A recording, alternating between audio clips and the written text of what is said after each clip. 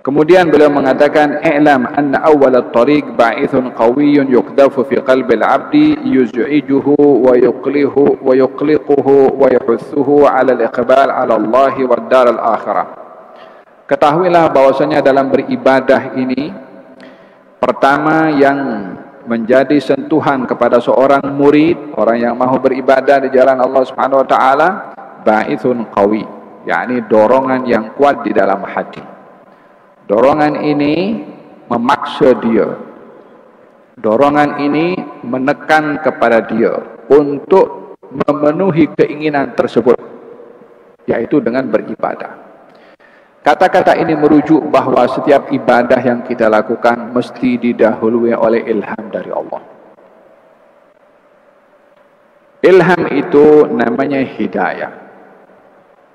Oleh sebab itu di dalam Al-Quranul Karim Allah Subhanahu wa taala mengajarkan kepada kita nikmat yang namanya nikmat hidayah, lalu diberitahukan bahwasanya apa saja ibadah yang kita lakukan didahului oleh hidayah, yang memberi hidayah itu adalah Allah. Sehingga tidak ada sesiapa yang beribadah kecuali ia mengembalikan terlebih dahulu segala puji bagimu ya Allah yang memberi saya hidayah untuk saya beribadah. Bila itu yang diyakini oleh seseorang, maka dia tak akan riak pada ibadahnya, karena hakikatnya yang memberikan hidayah kepada dia adalah Allah. Ini diambil daripada firman Allah Subhanahu wa taala dalam Al-Qur'anul Karim, yang kemudian dijelaskan oleh Nabi sallallahu alaihi wasallam. Dalam Al-Quranul Karim Allah berfirman, "Afaman syarahallahu sadrahu afaman yuridallahu yashrah sadrahu lil Islam." Barang siapa yang dikehendaki oleh Allah dengan kehendak yang baik, yashrah sadrahu lil Islam, akan ditenangkan atau diterangkan di dada orang ini kecenderungan kepada Islam. Ya, maknanya hidayah untuk melakukan ibadah, baik itu masuk Islam ataupun beribadah-ibadah yang dituntut di dalam Islam.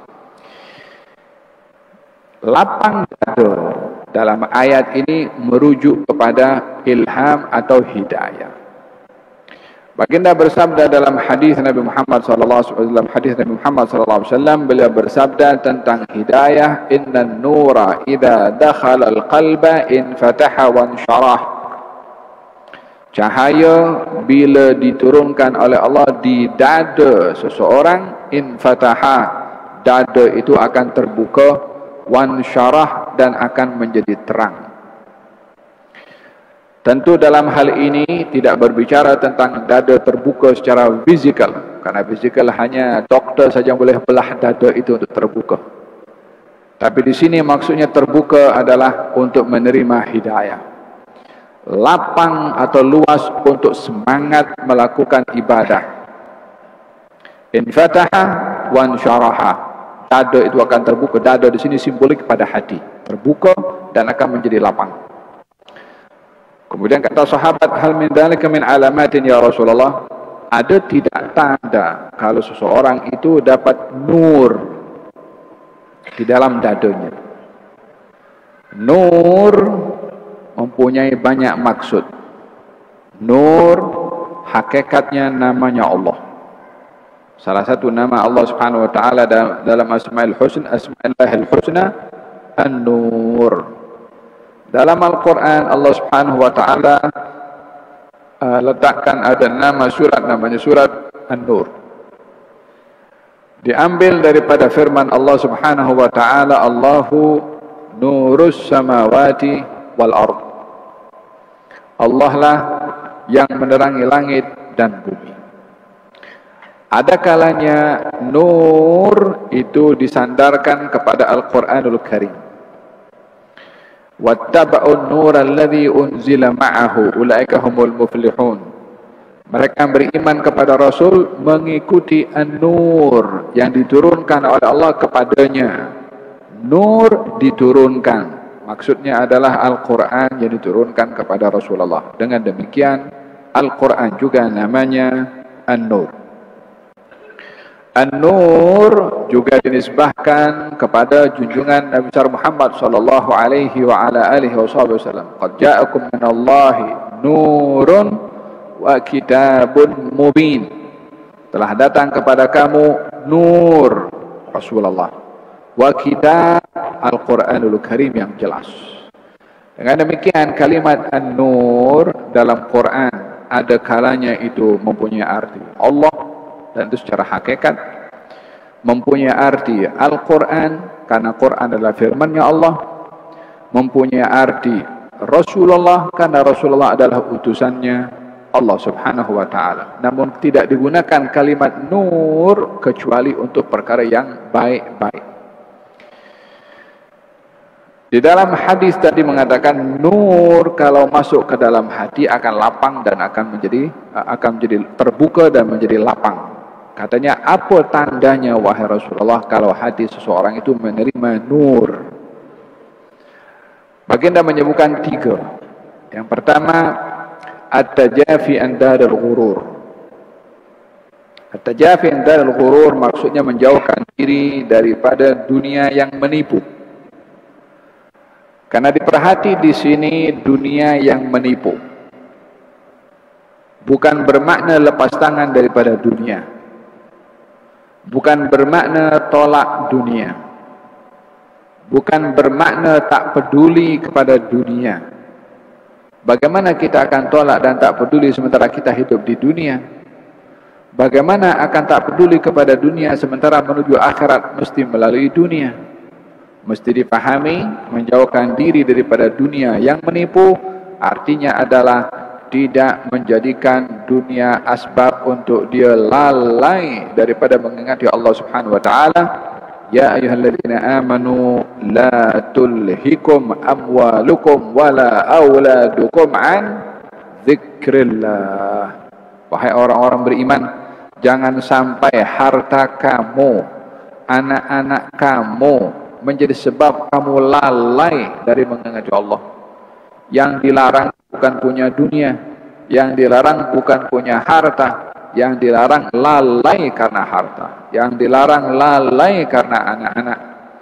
Oleh sebab yang demikian, pada yang pertama Nabi menceritakan tentang tanda seseorang itu mendapat cahaya di dalam dadanya, tidak tertipu dengan keduniaan yang memutuskan dia daripada Allah Subhanahu wa taala, sehingga ketika dia menjadi seorang jutawan tidak menjadikan hartanya hasil daripada hal yang dilarang oleh Allah.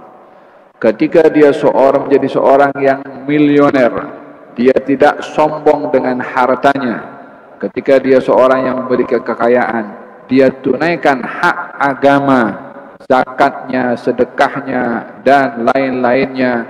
Jahidul kufara, dalam hadis Nabi Muhammad SAW, beliau bersabda, jihadlah kamu dengan harta kamu dan juga diri kamu serta nyawa kamu. Perintah berjihad salah satunya adalah dengan jihad harta. Kita dahulu dengar tentang jihad ekonomi. Itu bukan istilah baru, itu ada dalam hadis Nabi Muhammad SAW bila digunakan dengan betul.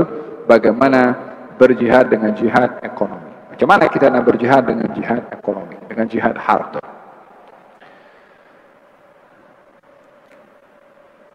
Di zaman baginda Rasulullah ada satu perigi yang dimiliki oleh seorang Yahudi, dan perigi itu airnya jernih dan sedap untuk diminum.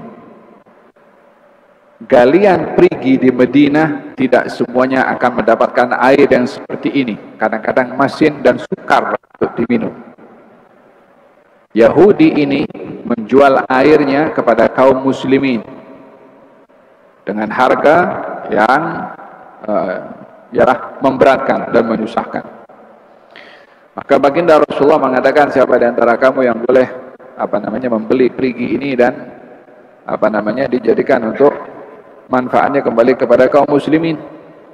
Maka ketika itu Sayyidina Utsman bin Affan radhiyallahu anhu menawar perigi ini daripada si Yahudi dengan harga 2 kali ganda. Dia tak mau jual. 3 kali ganda, tak mau jual. Sampai 10 kali ganda. Itu pun 50% daripada saham itu perigi. Karena kalau perigi itu boleh bergilir. Aku beli perigi ini sahamnya 50%. Dengan harga 10 kali ganda dia buat. 50% maksudnya kalau hari ini giliran saya, ambil air, esok giliran kamu ambil air. Si Yahudi pikir belum hilang lagi, 50% punya saham pada perigi, dan dia pun dapat 10 kali ganda harga pada jualan 50% daripada keseluruhan modal dia ketika membuat perigi tersebut. Setuju, deal.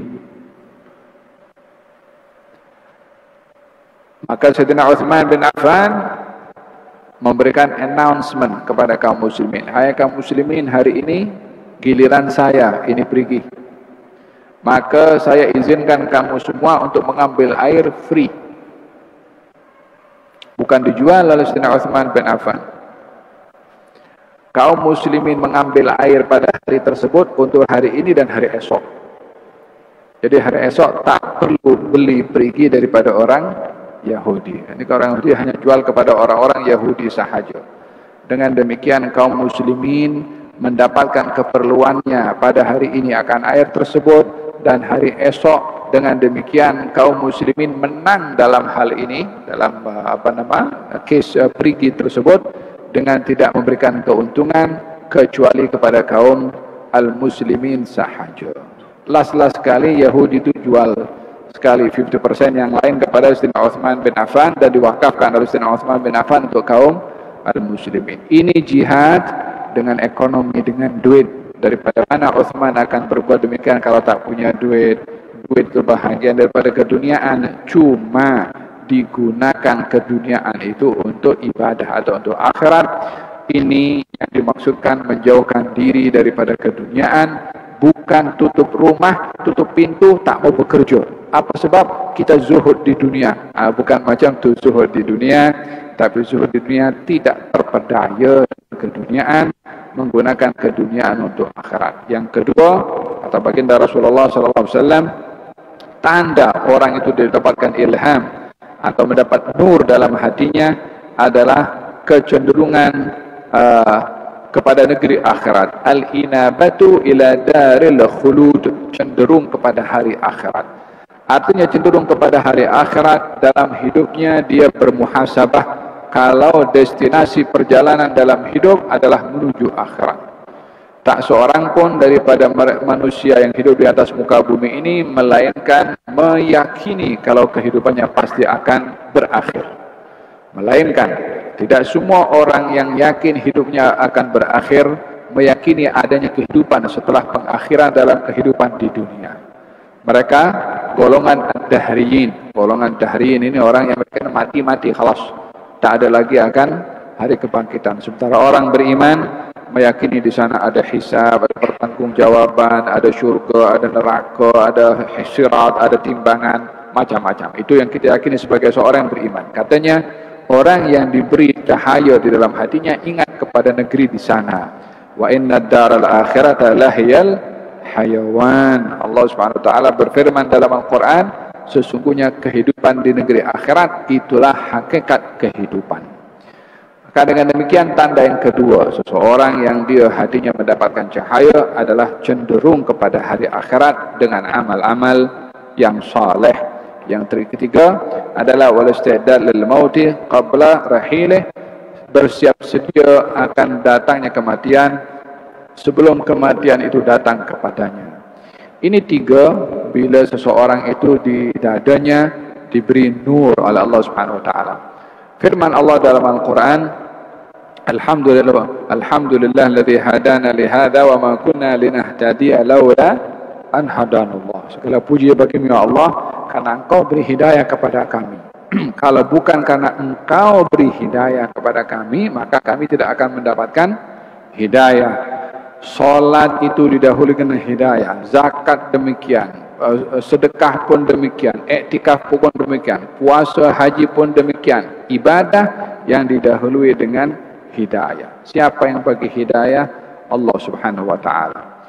Dalam hadis Nabi Muhammad sallallahu alaihi wasallam beliau bersabda, "Innallaha yu'tid dunya man yuhib wa man la yuhib wa la yu'tid dina illa man ahab." Allah itu memberi dunia kepada siapa yang disenangi oleh Allah dan siapa yang tidak. Tapi tidak memberikan petunjuk dan agama kecuali kepada sesiapa yang disenangi oleh Allah Subhanahu wa taala. innallaha, dalam hadis Nabi Muhammad SAW, innallaha idza ahabba 'abdan hubbiba ilaihi al-ma'ruf wa wujjiha ila fi'alihi. Allah bila suka kepada seorang hamba akan dipersenang hamba itu kepada kebaikan atau dimudahkan untuk melakukan kebaikan.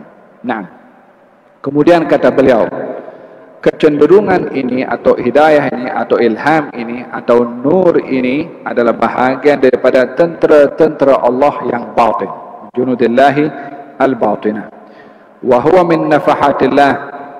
Nur tadi, cahaya tadi, ilham tadi adalah satu hadiah dari Allah Subhanahu wa taala yang biasanya didapat dengan 3 perkara atau 4 perkara. Yang pertama, indat takhwif. Yang kedua, indat targhib. Yang ketiga, indat tashwiq. Yang keempat, indan nazar ila ahlillahi ta'ala wan nazar minhum. Melihat kepada wajah orang yang saleh atau dilihat oleh mereka. Asbab untuk mendapatkan sentuhan di dalam hati, dalam jiwa, untuk kita mendapatkan hidayah. Yang pertama, takhwif. Takhwif, kalau kita ada rasa takut pada Allah. Orang yang ada rasa takut pada Allah, maka dia akan terhalang untuk melakukan perkara yang menyebabkan Allah murka pada dia. Dalam Sahihul Bukhari, baginda Rasulullah menceritakan tentang 3 orang yang dia berjalan dan beristirahat di satu tempat, masuk ke dalam gua. Sedang mereka rehat, tanpa disedari berlaku gegaran sehingga menyebabkan batu daripada bukit jatuh dan menutup mulut gua, sehingga mereka tidak boleh keluar, melainkan dengan mereka berdoa. Yang satu berdoa, ya Allah, saya ada orang tua yang saya sangat hormat dan bakti, dan saya tidak pernah mendahulukan orang lain lebih daripada orang tua saya, sehingga satu hari saya mengambil minuman untuk orang tua. Ketika saya bawa minuman itu susu, saya dapati orang tua saya sedang tidur, maka saya enggan untuk mengejutkan rehatnya.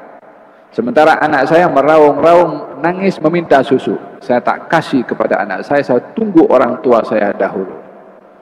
Sehingga saya beri kepada dia. Ya Allah, kalau saya punya bakti pada orang tua ini sebagai amal yang kau terima, maka hendaklah engkau keluarkan kami daripada gua ini. Batu itu bergerak, tapi belum boleh keluar. Yang satu berdoa, ya Allah, saya ada pekerja yang saya pekerjakan dia dan saya gaji. Satu hari pekerja saya pergi tanpa menerima gajinya. Gaji itu saya invest, saya kembangkan, sampailah menjadi kambing yang banyak. Satu hari pekerja itu datang kepada saya dan menuntut gajinya. Saya beri dia gaji dengan keuntungannya kambing ini, kan diinvestkan dengan untungnya sekali. Kalau amal saya ini engkau terima sebagai amal yang baik, terimalah, keluarkanlah kami daripada keadaan ini. Maka terbuka itu batu, tapi belum lagi boleh keluar. 2 orang berdoa dengan amal baiknya dalam amal ibadahnya. Yang satu yang terakhir inilah yang poin yang ingin saya sampaikan.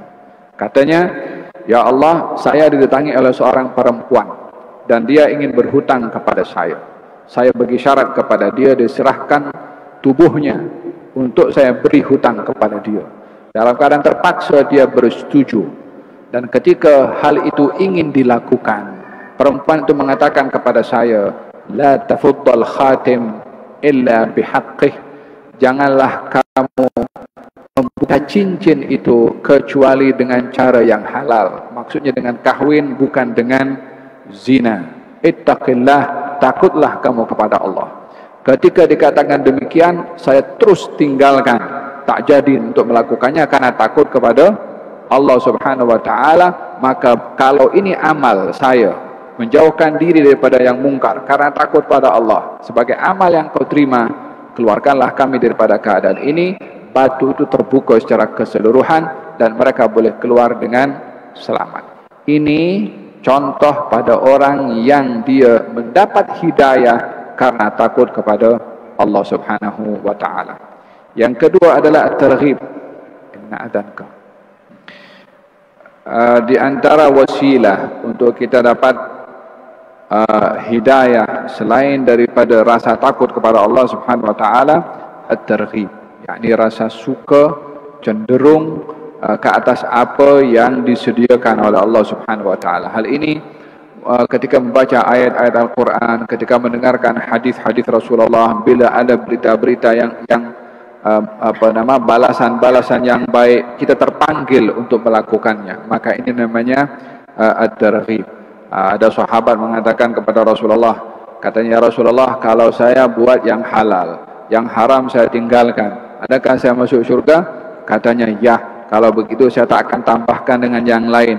Yang halal saya buat, yang haram saya tinggalkan, maka saya akan masuk syurga. Kata Nabi, qad aflaha wa bihi in shadaq. Kalau dia betul buat yang simple itu sahaja, dia akan masuk syurga.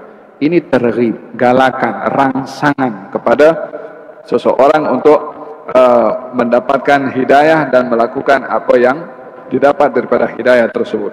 Yang ketiga, at-tashwiq. At-tashwiq menanamkan kerinduan kepada kebaikan yang disimpan oleh Allah Subhanahu wa taala. Dalam satu peperangan Badar, saya ingat baginda Rasulullah mengatakan kepada sahabat, barang siapa di antara kamu yang maju dalam peperangan ini dan tidak mundur lalu gugur, maka dia akan masuk syurga. Sahabat itu memegang korma di sini. Katanya, kalau begitu antara saya dengan syurga hanya masa makan korma ini. Saya takkan buang masa makan korma, letak korma dia pergi masuk dalam medan perang dan dia gugur syahid. Ini namanya tashwiq, yakni rangsangan yang memaksa orang itu untuk berbuat disebabkan oleh kerana tidak sabar ingin mendapat apa yang dijanjikan oleh baginda Rasulullah sallallahu alaihi wasallam tentang apa yang disediakan oleh Allah kepada orang-orang yang merindui akan syurga. Yang keempat, indan nazar, melihat kepada wajah orang-orang yang baik. Ya subhanallah. Dalam hadis Nabi Muhammad, bahkan dalam Al-Quranul Karim, Allah Subhanahu wa taala berfirman, Muhammadun Rasulullah walladzina ma'ahu asyidda'u 'alal kuffari ruhama'u bainahum tarahum ruk'an sujadan yabtaghuna fadlan min Allah wa ridwanan simahum fi wujuhihim min athari sujud. Simahum fi wujuhihim, tanda-tanda mereka ini orang yang mulia, orang-orang yang baik, itu nampak pada wajahnya, kata Allah Subhanahu wa taala. Imam Ibnu Katsir dalam menafsirkan ayat ini menukil kata-kata Sayyidina Utsman bin Affan. Katanya, orang itu kalau berbuat baik akan tersinari hatinya dan akan nampak pada wajahnya, sehingga kesannya baiknya hati akan dilihat pada wajah. Sebaliknya pun juga sama, maksiat akan menyebabkan hati itu gelap, akan dilihat pada wajah. Bukan wajahnya berkulit hitam atau tidak, bukan itu maksudnya, tapi melihat pada wajah akan dinampak kesan nur pada hati, sehingga tengok pada wajah itu wajah yang bercahaya walaupun ia berkulit hitam, atau wajahnya itu gelap walaupun dia berkulit putih, bergantung kepada apa yang ada di dalam hati seseorang, kerana cerminan hati itu akan terlihat pada wajah. Oleh sebab itu, di dalam hadis Nabi Muhammad SAW katanya, kana Rasulullah SAW man ra'ahu badihatan habah. Kalau tengok Nabi, orang tengok wajahnya Nabi, itu haibah. Betul, tengok wajah saja, kita tak kenal pun juga, tengok wajahnya. Kalau satu hari seorang perempuan terserempak dengan Nabi SAW, masa dia angkat kepala tengok depan, itu dan Rasulullah ada di hadapannya, maka dia gemetar. Kemudian barang yang dibawa itu terjatuh kerana gemetar melihat haibah Rasulullah sallallahu alaihi wasallam. Kata baginda Rasulullah, hawwini alayka ya hadhi fa inni imra'atin kanat ta'kul al-qadid. Wahai perempuan, kamu jangan jangan takut, jangan runsing. Saya adalah anak kepada seorang perempuan yang dahulu makan qadid. Qadid ini makanan orang-orang fuqara wa masakin, orang-orang biasa. Tawaduknya Nabi SAW kepada perempuan yang sedang gemetar melihat wajah Rasulullah SAW atau dilihat oleh orang-orang yang saleh. Empat ini bahagian daripada wasilah untuk kita mendapatkan hidayah. Apa itu? At-takhwif, rasa takut pada Allah. Yang kedua, targhib, cenderung untuk mendapatkan apa yang dijanjikan oleh Allah daripada kebaikan. At-tashwiq, rindu kepada Allah Subhanahu wa taala. Yang keempat adalah dekat dengan orang-orang yang saleh dengan melihat kepada wajah mereka atau dilihat oleh mereka. Kata Imam Al-Haddad sebagai penutup, katanya bila ini ada dalam hati seseorang, kecenderungan untuk beribadah tadi, maka jangan diabaikan, jangan dikedepankan, jangan tunggu nanti, esok, minggu depan, bulan depan. At-taswif, menunda-nunda ilham yang diberi oleh Allah Subhanahu wa taala dengan tidak direspon atau ditunda, boleh menyebabkan akan hilangnya kecenderungan itu sehingga tidak lagi muncul kepada dia kecenderungan untuk melakukan kebaikan tersebut. Jadi kalau ada ilham yang baik, segera direspon karena itu mungkin adalah tak akan datang untuk kali yang kedua. Kemudian kata beliau juga mengatakan bahwasanya gunakan manfaat dengan ilham yang diberikan oleh Allah sebelum hilang peluang tersebut. Berapa banyak orang yang sudah sampai umurnya 80 tahun tak sedar-sedar, tak insaf-insaf. Subhanallah, kadang-kadang orang ini diberi hidayah kalau ditunda-tunda sehingga sampai usianya pun sudah lanjut usia pun tetap tidak mendapatkan hidayah, waliyadzubillah. Ada kalanya masih muda, kalau diberi hidayah dia respon, maka dia menjadi sebab istiqamahnya dia sampai di usia tua. Kata beliau mengatakan, bagaimana kita nak menjaga hidayah itu kalau dapat? Kita diberi hidayah oleh Allah untuk berbuat kebaikan. Macam mana nak jaga? Yang pertama, banyak berzikir kepada Allah. Yang kedua, berfikir atau bertafakkur berkenaan dengan apa yang Allah Subhanahu wa taala sediakan untuk kita nanti di akhirat. Hadirin hadirat, ibadah yang paling berkesan dan setiap ibadah yang kita lakukan memerlukan kepada ibadah ini, yaitu ibadah tafakkur. Kita salat perlu tafakkur, kita zikir perlu tafakkur, kita bersedekah perlu tafakkur, kita puasa perlu tafakkur, kita haji perlu tafakkur. Semua ibadah perlu kepada tafakkur. Tapi tafakkur itu sendiri tak memerlukan kepada ibadah yang lainnya. Dia menggunakan akal fikirannya untuk mengenali Allah dengan bertafakkur. Tafakkaru fi khalqillah, bertafakkurlah kamu kepada makhluk-makhluknya Allah. Tujuannya adalah untuk kenal kepada Allah Subhanahu wa taala, dan janganlah kamu bertafakkur tentang zatnya Allah Subhanahu wa taala. Untuk menjaga hidayah, yang pertama zikir, memperbanyak zikir. Yang kedua at-tafakkur. Tafakkur maksudnya menggunakan akal, memikirkan apa yang Allah sediakan untuk saya kalau saya ikut kepada Allah Subhanahu wa taala. Yang ketiga adalah mujalasatu ahlillah, duduk dengan orang-orang yang baik. Manjalas janas, orang yang duduk dengan orang, dia akan menjiwai perangai orang itu. Kita kalau duduk dengan orang yang suka main bola sepak, lama-lama kita pun akan cakap bola sepak juga. Kalau cakap tentang catur, katakan banyak akan cakap pasal catur juga. Kalau cakap tentang matematik, kita akan terpengaruh juga.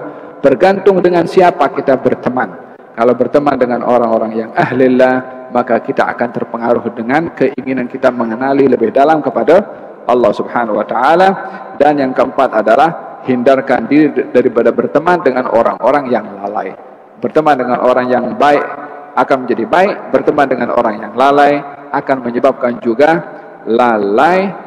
Dalam hadis Nabi Muhammad sallallahu alaihi wasallam, dalam al-mar'u ala dini khalilih falyanzur ahadukum man yukhalil. Seseorang itu akan berada pada agama marwah akhlak temannya. Hendaklah dia memerhati dengan siapa dia berteman. Demikian sabda Nabi Muhammad, karena pengaruh teman mempengaruhi kepada agama dan akhlak, baiknya atau buruknya. Ini beberapa hal yang terkait dengan wasilah untuk menjaga hidayah tersebut. Dan kalau sudah melakukan apa yang diilhamkan oleh Allah daripada kebaikan itu, lakukanlah dengan istiqamah, dengan sungguh-sungguh, dan tidak menunda-nunda. Dengan demikian dia akan termasuk daripada golongan orang-orang yang menyambut hidayah dan golongan orang-orang al-mahdiyin yang mendapatkan hidayah dari Allah Subhanahu wa taala. Demikian dalam Al-Qur'an, walladzina jahadu fina lanahdiyannahum subulana wa innallaha lama'al muhsinin. Orang-orang bermujahadah di jalan kami beri hidayah kepada dia, jalan-jalan menuju kami, dan kami akan bersama dengan orang-orang yang muhsinin, orang-orang yang berbuat ihsan. Moga-moga Allah Subhanahu wa taala memberikan kepada kita manfaat dan juga diberikan hidayah oleh Allah Subhanahu wa taala. Kita satu hari at least 17 kali kita minta hidayah. Dalam Quran ihdinas siratal mustaqim kita baca Fatihah setiap hari. Nah, dalam qunut kita baca Allahumma hdini fiman hadait. Dalam duduk di antara dua sujud kita pun baca meminta hidayah kepada Allah SWT. Mahalnya hidayah sehingga setiap hari tak lepas daripada salat kita memohon hidayah. Moga-moga Allah Subhanahu wa taala memberikan kepada kita hidayah dan taufik.